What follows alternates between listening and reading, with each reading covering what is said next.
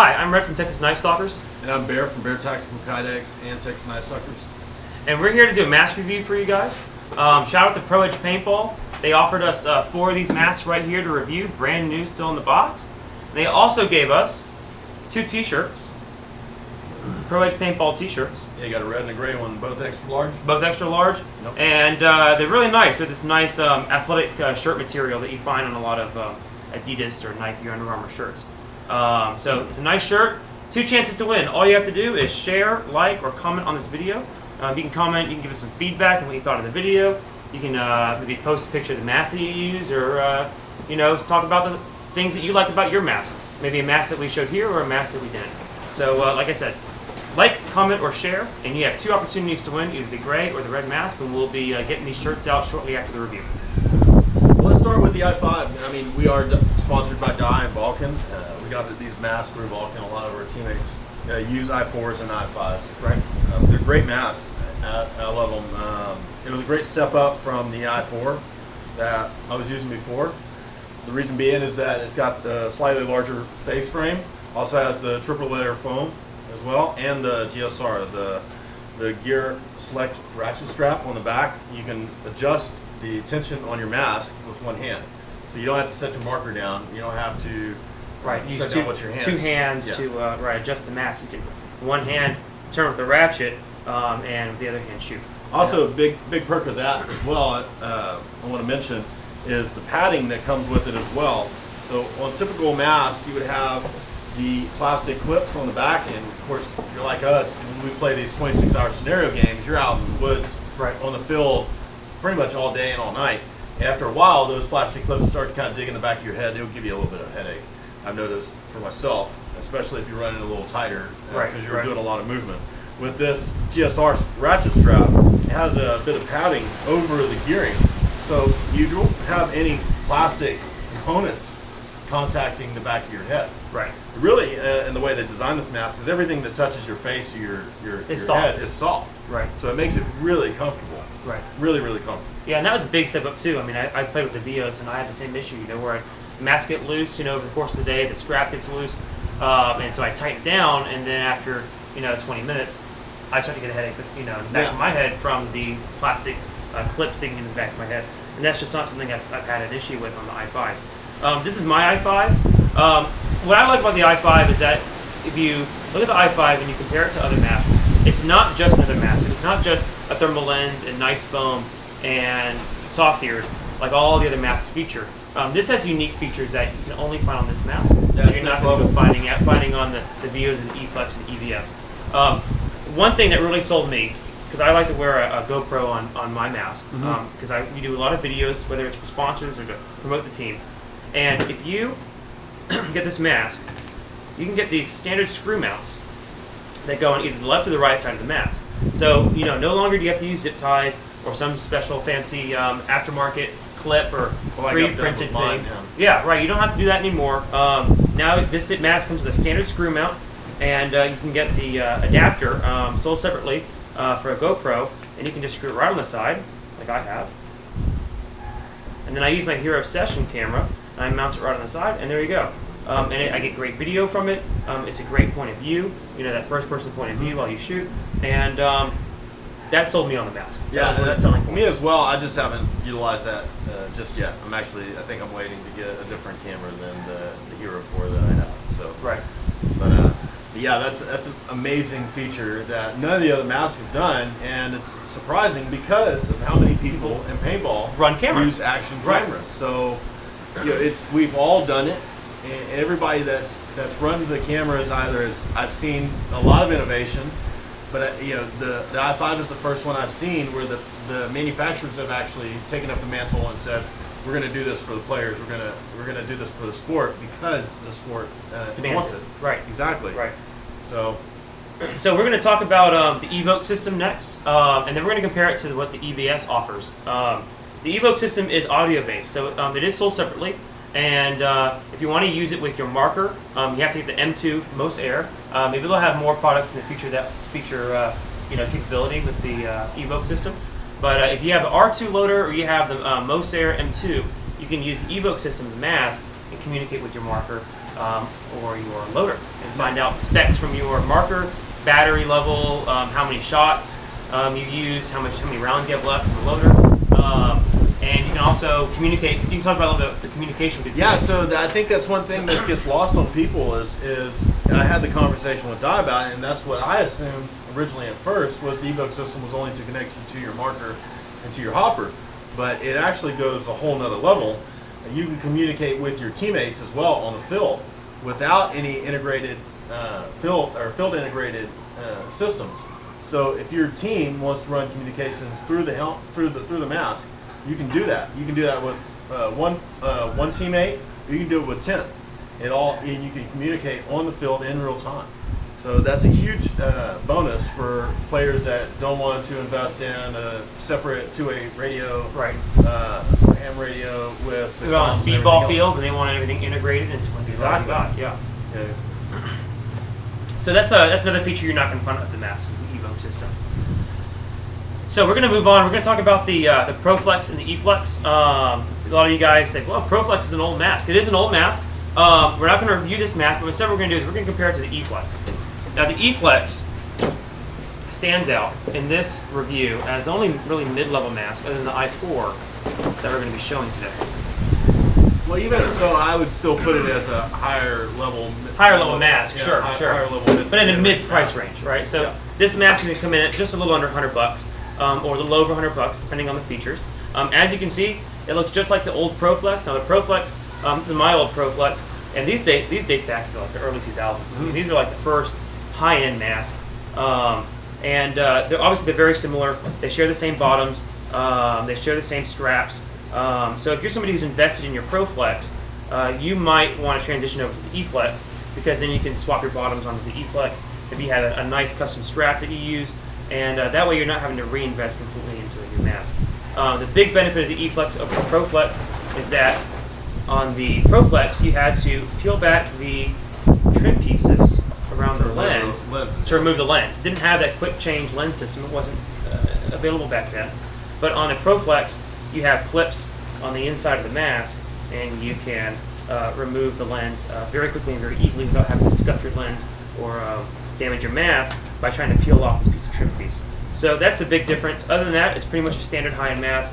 It's got your flexible bottoms, your soft ears. It's got good foam, and that's what makes a good mask a good mask. But it doesn't have any of the cool features that we talked about on the EVS or on the i5. Right. So we have to go put this one up. And a lot of these masks come with these nice soft drawstring cases. You can use them to protect your mask when you're carrying it, and you can even use it. Maybe you're missing your microfiber, and you can wipe down your mask if you have a paint hit after a game. Clean your mask between games, between matches on the rec ball field, whenever. So that's something you'll see in every mask featured here is that they have these nice drawstring bags. We're going to move on to the EVS, the Empire EVS. So this is the main contender, I think, with the i5. Yeah, absolutely. As far as high-end mask go, yeah. And one of the things I kind of wanted to show is, the packaging, and really on all of these masks, all these high-end masks, the packaging on these masks is really nice. Right. I lost the box for my i5 as soon as I got it, really, because we were at the event. Of course, things got mixed up, but anyhow, I like to collect these as well, and also too, it helps you protect them when you bring them back. Right. And you got them in a nice place to store them. Yeah, you got a nice place to store it. But all these masks come with these nice soft carrying cases, soft bags. These soft bags, because they won't scratch your lens, also make great lens cleaners as well on the fly. So most of us will have microfiber rags. If you don't, go buy a pack. You can get them at Walmart for like $5 for 20, I think. Right. Typically, but these also make great, in the pinch, lens cleaners, which will help you out if you just want to clean your mask up before you put it back. And you can also throw this on the wash and just wash it. One of the things I wanted to start with on the EVS, we talked about the evoke system with the i5. The EVS offers a HUD system, and it does come at a high cost. Right. Yeah, I think about $500 mask included with the HUD. Yes, but with the HUD system, it'll allow you to see the position of your teammates, and also, I believe, overview of the field itself as well. One of the things I don't believe it has is the audio communication system with your team. Well, it uses Bluetooth, so perhaps maybe through your phone. Yeah. I know you can access like instant messages on the mask. So that's an extra device that you're going to have to carry with you at the same time. And keep charged. Yeah, obviously Bluetooth isn't going to reach your car from the field. Sure. 100 yards away, but still a pretty neat feature. The downside to that, I think, is the fields will have to sponsor the equipment to actually broadcast for the HUD to receive the signal, you to be able to use it. Yeah, and they'll have to have the maps. Yeah, and your team will have to invest in it as well. So, there's upsides and downsides to it. The exciting part is we're starting to get this kind of stuff into paintball, which is really cool. The cost is a bit high, but I would kind of expect it with that next level style of technology. Obviously, that's something you don't see really at all in anything.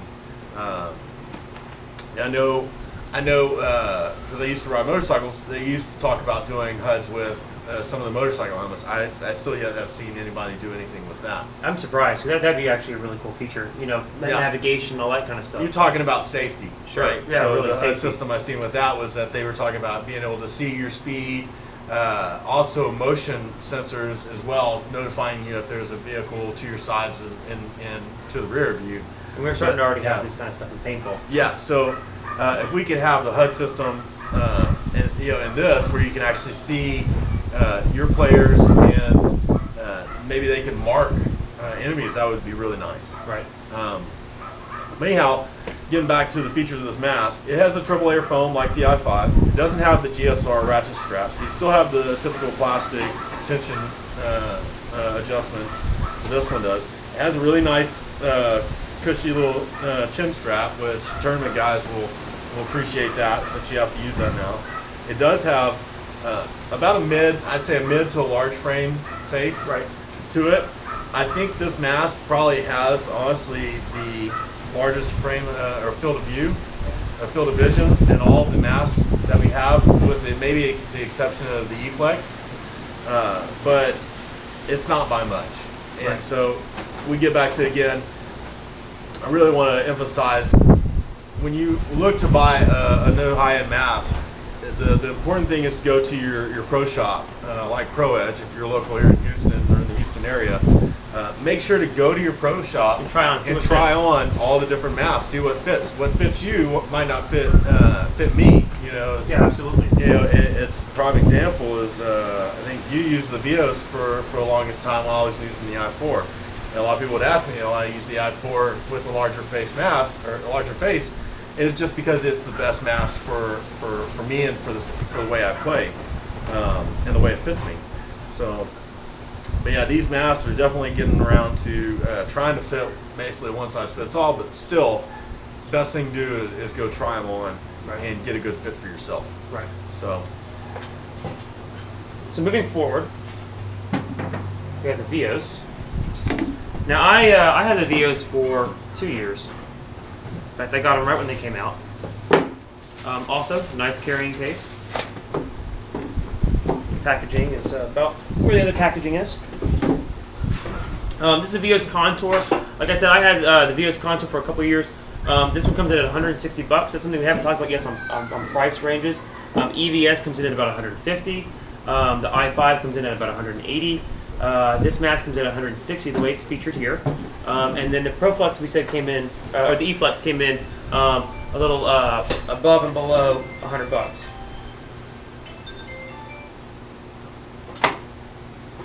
So, the Vios masks you can get in multiple different sizes. They have the Extend if you want the larger, if you're a larger frame face. They have the Extend mask, which comes down lower.